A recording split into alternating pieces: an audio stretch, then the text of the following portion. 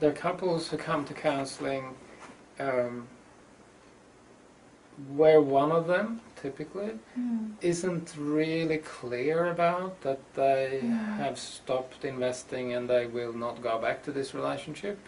Sometimes that's quite obvious from the beginning, but sometimes, even though they even say it, it's not quite true, or they don't know the options. So it's just like they're ready to leave, but but that's based on everything that they can possibly imagine could be done about it.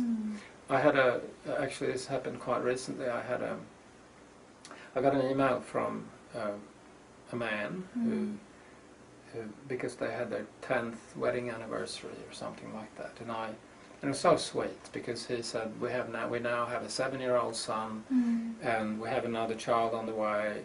And he I can't remember his words, but they're really heartwarming. You know, it's like he thanked me from the bottom of his heart, because when they first came to see me, before they were, I think they weren't even married at that stage. I'm not 100%. Maybe they were. They came in and sat down, and I asked them sort of, however, you know, early on in the conversation. So, what would you like to see as an outcome of this, and what would you like? What would you like? And he was, you know, really keen to make it work, and she was sort of quite cool about the whole thing,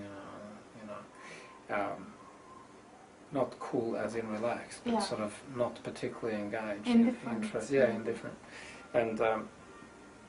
And I thought, oh, you know, so I asked her straight out, you know, have you actually decided to leave the relationship? And she said, yeah, I have.